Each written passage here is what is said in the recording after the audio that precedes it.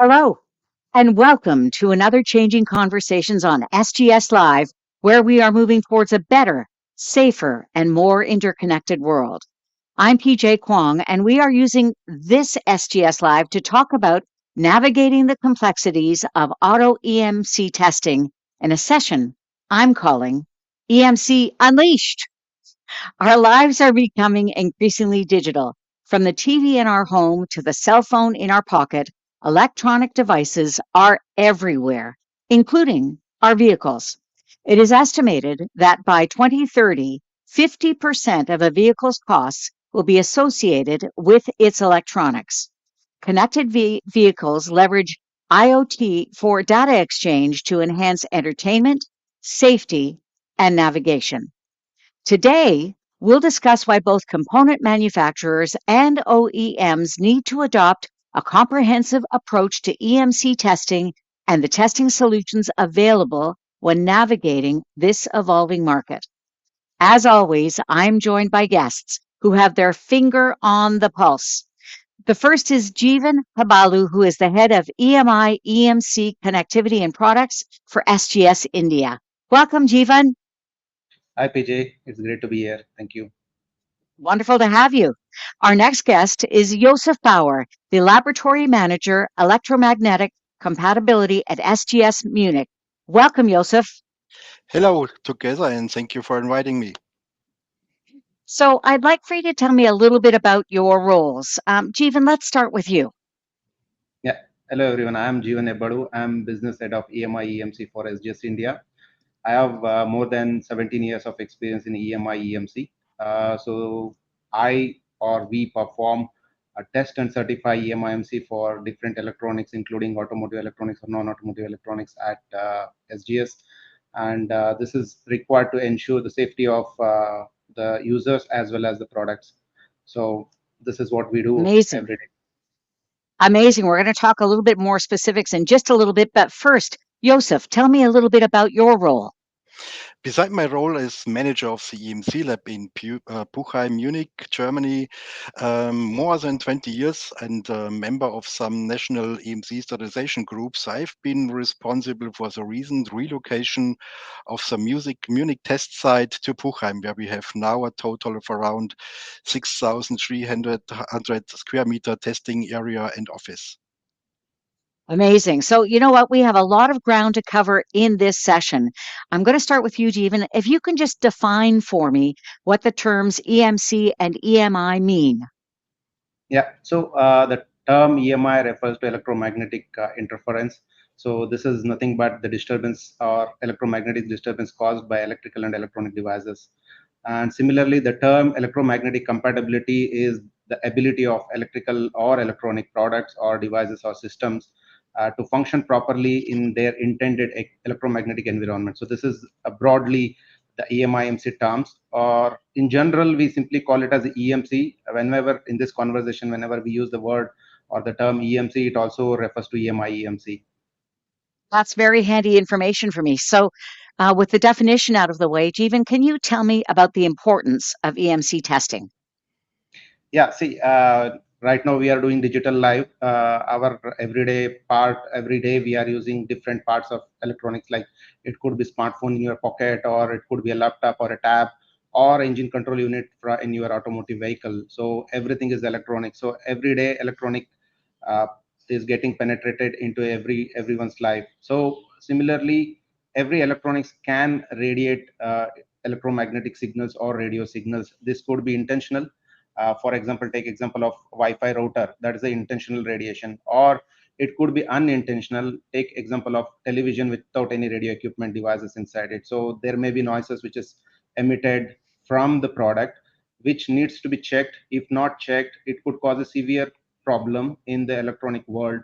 So this is very much required. EMI testing, the measurement of EMI or testing of EMC is very much required to ensure all the electronic devices coexist and minimize disruption in the electronic world. So, Jeevan, I'm going to stay with you for another couple of seconds if you don't mind. And since we're speaking about automotives, how important is EMC in automotive electronics? Yeah, in automotive, the EMC is very, very crucial because you can think of the end result. Let's say, for example, EMIMC disrupts a vehicle's vital systems, so it can result into a fatal accident. So this is why the OEMs, like original equipment manufacturers, the big OEMs or any kind of OEMs, have stringent EMC compliance requirements to pass or to prove their product that it passes the highest quality control process to ensure their market access and they're enhancing their safety. So in automotive, the EMMs is very, very critical. So, Jeevan, I'm looking for a bit more of a deep dive, I guess. And Joseph, if ever you feel like jumping in, feel free. But for the moment, Jeevan, this question is for you. I'd like to know at what point should EMC be considered when developing an automobile? Yeah, typically, if you take any project lifecycle, EMIMC in general, it's always thought that it is the last quality gate. Like we do testing, compliance, get a certificate, submit it to OEM, submit it to regulatory authority, and get this product into the market. But it should not be the case. I'm just emphasizing that it should not be the case. The EMIMC should be considered in the beginning of the product design cycle, or it should be at least in the requirement phase, and it should be considered at the very beginning of product design process. It should be considered at every stage of design process. Say there's a change in the component, there's a change in the supplier, there's a change in the layout, then again you have to think whether EMIMC is required. So at every stage the EMIMC is required. So if you leave it to a later stage, let's say if you leave it at the end that we do a EMIMC, the solution could be very costly and it may result into a time consuming activity. So it's always better to think EMIMC from the beginning of the product design cycle, as well as keep that in mind that in every stage EMIMC has to be considered. That's exactly the You know, point. So I would say around 50 to 70% of all electronic equipment has some EMC problems. And if you Yeah, notice that at the end of the development, it's too late, and you will have a lot of additional time and especially costs. money. Yeah. this is so interesting. And Joseph, I'm glad that you jumped in because I have a question for you. And that is, what are the challenges surrounding EMC when you're developing EVs or electric vehicles? So in electrical vehicles, small batteries are now replaced by large and complex ones. So historically, we had 12 and 24 volts DC power inside the car and the systems. However, we are now seeing voltages of up to 1000-volt DC and higher, and also AC power supplies up to 400 volts and three phases with a charging power of over 100,000 watts. So this requires shielding and decoupling of the different subsystems between small signal levels and high power levels inside the systems and also inside the vehicles. This leads therefore also to new test requirements inside EMC. And coming back to the previous topic, pre-compliance evaluation is therefore recommended from the start when developing electronic systems. There is so much to consider here, and it is so interesting. It's time for us to get our audience involved. Given our discussion today, here is a question for you, and it's a multiple choice. So feel free to give us your vote on the answers in just a second. I want to know, do you consider, audience, electromagnetic compatibility, EMC standards, important for electronic devices to prevent electromagnetic interference, EMI issues? So the answers are number one, yes. Number two, no, I don't think they're necessary for device performance. Or three, I'm not sure. I don't know much about EMC and EMI. So here's the question once more again. Do you consider electromagnetic compatibility standards important for electronic devices to prevent electromagnetic interference issues? The answers are number one, yes. Number two, no. Or number three, I'm not sure. I don't know that much about EMC or EMI. Okay, gentlemen, you're not going to be surprised to find that my answer would be number three. I don't know much about EMC and EMI, but lots of people in our audience do. But for you, what do you think the audience answers are going to be? Josef, let me ask you. So typically, they should vote for number one. So OEM will require some test reports and information about the EMC behavior of this system to be included in the car. So should be number one. What about you, Jeevan? What do you think? What is our audience going to say? We know what PJ is going to say, number three, but what's our audience going to say? Yeah, I think if you have asked this question 10 years before, the answer would have been two or three, but Okay. very less one. But considering today's it's being a digital world, and everyone knows EMC now, it is a very matured subject now, and everybody has been educated for EMI/EMC at least. The automotive world is very sensitive about EMI/EMC. I think the audience are going to choose number one most of the cases. So that's Okay, my take. I love it. Let's take a look and see if we have some comments from our audience to see what they've chosen. So there's a number three. Ramiz, I'm glad you're on my team. That's fantastic. Anybody else? Because it's a very interesting question about this whole compatibility and the standards versus what can happen for the interference. Okay, you know what? People can continue to answer that question. In the meantime, we're going to move on to our discussion again. And this next question, Josef, is for you. Does this affect the equipment required to effectively conduct EMC tests?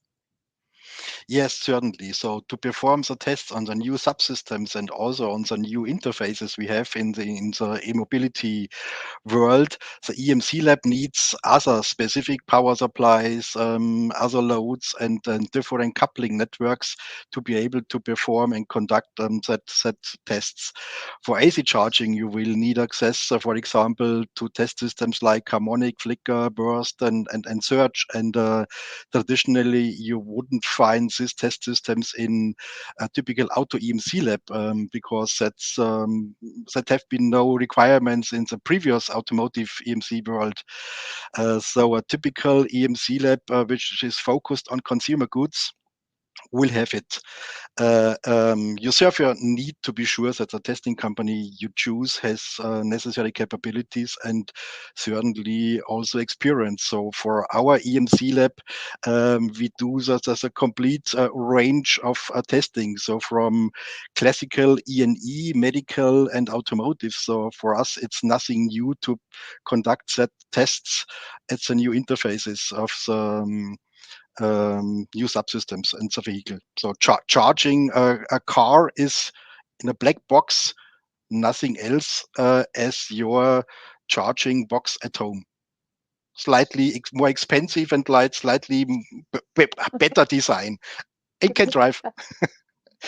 I like that slightly, bigger, maybe a little better. Um, I just knew that our audience was going to be fascinated by this topic, as am I. So we're going to take a quick look at our comments to see who has joined us today because we have a global audience and typically the best audiences in all of live events, I think. So there we have, we've got some more answers coming in. There's a number one. You were looking for number ones, you two, from our trivia question. There you go. We've got lots of people joining in, both on our trivia question and on their own personal devices from around the world. We want to say a big welcome to one and all. We want to thank you for joining us today for this SGS Live to talk about navigating the complexities of Auto-EMC testing in the automotive industry. And I'm here with my SGS experts, Jeevan Hebbalu and Josef Bauer. Don't forget, there will be a Q&A at the end of this interview segment. Feel free to drop in your questions and comments in the chat window below. Okay, Jeevan, I'm coming back to you, and I'm curious about what does this mean for EMC laboratories concerning infrastructure? Yeah, see, electric vehicle components are complex. It depends on the type of systems we are tested, and it may be necessary that we have to look at high voltage input supply, like the EV's component demands or the EV vehicle demands high power. So the infrastructure starts from the input, the infrastructure for the power. So inside EMC chamber, semi-anechoic chamber or fully anechoic chamber, you need a filters which can capable of handling high voltage, high current. Also, you need a coolant filter to cool down or to heat exchange the power electronics component. So you need an extended power supply infrastructure. So EMC laboratory should also have a different dynos. It could be a movable dyno or it could be a fixed dyno to handle the e-machines. So as Mr. Josef mentioned, that EMC chamber must have insulation between low voltage and high voltage for safety. So we also need a skilled engineer who knows about EV components related architecture as well as high voltage. So to summarize, EMIMC for EV components, the infrastructure needs a very big overall and a meticulous planning for EV testing. So it's not simple. Of course, it takes a lot of time and knowledge to change the complete infrastructure for EV. Interesting to talk about infrastructure, but Jeevan, this next question. So, how does this mean? What does this mean, rather, for changes? Are there main changes to the test setups? Is the best way to put that question. Yeah, so if you take EV again, it's much more complex than our classic components. Like we call it classic, let's say low voltage, 12 volt and 24 volt. In EV components, it could be high voltage. We need a HV LISN, artificial network. So you may also need a AC LISN for onboard chargers. So you need different artificial networks to simulate different harnesses. So similarly, you need a bigger table to accommodate LV lines, HV lines, control lines or communication lines, bigger LISNs, different LISNs, and as well as a comparatively a bigger DUT. So you need a bigger table and a bigger room size for doing all this testing. So this is the test setup changes. So if you take the EV adoption, it is in a still a nascent stage, I can say, or it is still in a growing stage. So the test methods as well as the products are still not matured. So you need a lot of handholding between you and the client to have the knowledge transfer and discuss more about what is required, what needs to be monitored, what needs to be tested, or what is the pass fail criteria. So this has a different impact during the testing or execution of the project. So you also have to discuss about what is the simulation required for the loads, whether it could be DC load or AC load. So this all together, I can say there's a lot of change is required when you are handling a EV projects compared to the classic LV projects. I'm always hungry for more details. So, Josef, I'm going to come to you again. And what has to be considered with respect to charging stations? Fill me Yes, in. so we have to take a separate look to small wall boxes and big charging systems. So testing EMC testing of a small wall box itself is not difficult. So it's the same tests as for other E&E systems. So what is difficult is operating and testing of the pilot line. This allows the vehicle and the charging unit to communicate, and there can be a lot of problems associated with wrong communication, change impedances, and so on. So in many cases, in the first step, the wall box inside the EMC lab will not work satisfying. So it's necessary to have the help of the clients. So testing and charging stations, so big ones with higher charging power, especially DC charging in the lab, is very difficult. So there are special charging modes required in the standard, which is the IEC 61851-21-2, and this requires also higher power availability and special infrastructure in the EMC lab. So typically, big ones are more or less tested on site at the final location. Okay, you mentioned testing and test laboratories. So, Josef, here's my next question. Are there any new safety aspects for the test engineers in the EMC laboratory? Yes, so as previous stated, so the standard, so the voltages in the previous cars have been 12, 24 volts. So voltages below 60 volts DC are uncritical for humans, but however, handling now the high voltages up to 1000 volts or AC supply requires careful handling, sufficient distances and isolation. Therefore, staff must be specially trained and in operating safety. And also, depending on the test, batteries can react critically, and therefore, special handling plans must be in place in the lab. Got it. Jeevan, a new topic. That is Advanced Driver Assistance Systems, or ADS. Can you talk to me a little bit about that? Yeah, this is one of the odd topic I can say and favorite topic because everybody wants a driverless car or at least curious about autonomous driving.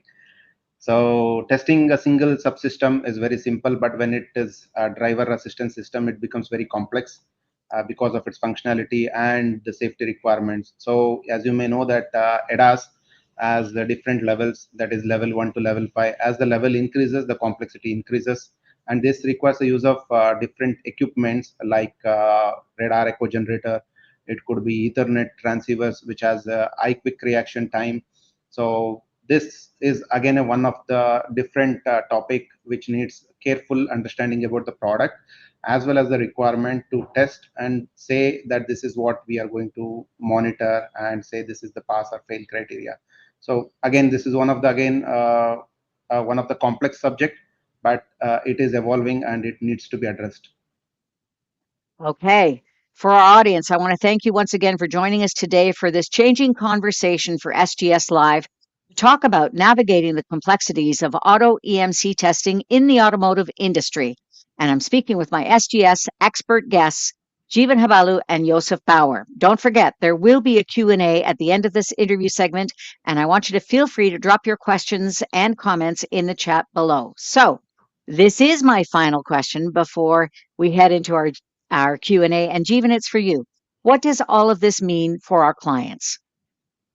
Yeah, see, with the advancement of automotive electronics, the products are becoming complex, the test methods are becoming complex, and the integration of different products like low voltage electric vehicle components or high voltage components or connectivity products, it is becoming more complex day by day. So it requires larger time for planning, also a larger lab for testing. So there may be additional operation modes, additional test condition which needs to be addressed than a classical product. So my request for the clients or customers looking for this new age technology testing, consider higher testing costs because it is going to be bigger and more testing requirement, and also it requires more time consuming than a classical testing. So you have to budget more time, more money, and it has to go into that planning in the initial phase itself rather than at the end for a seamless execution. Okay, gentlemen, are you both game for a couple of extra questions?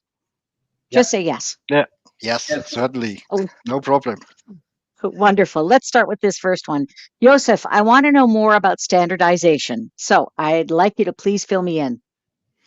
So achieving international standardization is very complex and can take many years for a final version until agreement of all national members. You can imagine that every member or every country has its own topics that should be included in the standards to synchronize limits and requirements. So it's very difficult topics. And therefore, development cycles of OEM specifications are therefore much faster than the national ISO standards, and also that OEM standards are sometimes basis of the international versions. Okay, Josef, I'm going to stick with you for the moment. What is the current state of automotive EMC testing provisions? So certainly the demand for Auto-EMC testing services continues to rise. Testing automotive electronics requires in-depth knowledge of a vehicle's architecture, as well as an awareness of a constantly evolving OEM requirements and regulatory standards to which the end product must conform. I stated already that the final OEM will require some test reports about fulfilling all his requirements, and gaining this knowledge and expertise can take decades. And so it's the best to work with a laboratory that understands your requirements of the client and has access to the necessary testing equipment to minimize the costs. Jeevan, this next question is for you, and I'm hoping that you can please summarize the process for a customer coming to you at SGS. What do they need to do, and typically, what are they looking for? Yeah, as my colleague Mr. Joseph mentioned that automotive EMC is not easy. it needs a special skill and acquired through decades of experience and working with lots of OEMs across the globe. So understanding automotive world and electrical and electronic architecture of the automotive, different functionalities and safety features and OEM requirements. So every OEM has different EMC testing requirements and so on and so forth. So you need an experienced, skilled team like SGS to handhold you from the day one and provide necessary feedback to test and evaluate automotive electronics. So now with the mega trends like EV, ADAS, and connectivity, customer must involve lab in the early phase of their project planning and have a like fruitful discussion with technical analysis, commercial requirements, and other things. So this goes into the planning, and it can be evaluated perfectly with proper planning and early discussion. Okay, I'm going to ask our producer to bring up a slide about your two facilities, and I'd love for you each to give me a couple of sentences about your facilities. Josef, I'm going to start with you. What do you offer? Where are you, etc.? So we are located now in Puchheim near Munich in south of Germany, and we just relocated our location and have you see it on the picture. That's one of our 8 EMC chambers. So we have 8 EMC chambers from a small shielded chamber up to a 10-meter chamber like this one for big system and also vehicles. And in our location beside EMC, we have also the product safety, we have functional safety, and we have homologation and also a lot of other different things to ensure that the products of our clients are qualified and certified for her final clients. Amazing. Jeevan, what about your facility? Yeah, so we are located in India, at western part of India, which is Pune, at Chakan, which is one of the automotive hub of India. So here we can support all automotive electronics, which could be for 12 volt and 24 volt, and almost all OEMs across the globes. Testing capabilities are available in India. So as you know, that due to adoption of EV, the role of EV would be through mild hybrid. So we are also capable of handling 48 volts, which is mild hybrid technology, and we are also capable of handling electric vehicle components like DC-DC inverter or OBCs, and also we can do few e-vehicle testing at our lab, and we can also support non-automotive testing as well. And we are also working on different technology like radar echo generator inside EMC lab for vehicle and component level. So in at India, like, we are one of the largest EMC provider by scope. So if you have any questions, feel free to approach us. You know, this has been a great and very fast half hour, but I'm going to have to stop things here. And I'd like to thank my SGS expert guests, Jeevan Hebbalu and Josef Bauer. And we have been talking about navigating the complexities of EMC testing for automobiles. My goodness, the considerations for the automotive industry, so many, so wide reaching, and yet you guys are the experts. So we are so glad to our audience that you have been part of this informative and interesting discussion. And we just want to say goodbye for now. And if you want to be in touch, you can go to consumer.products@sgs.com. That is the email address if you want, or ee.india@sgs.com. So consumer.products@sgs.com for Josef, and then ee.india@sgs.com if you want to be in touch with Jeevan. Thank you again to our audience for watching. We will be back with another changing conversation for SGS Live not very long from now. Thanks so much. I'm PJ Kwong. Thanks for watching.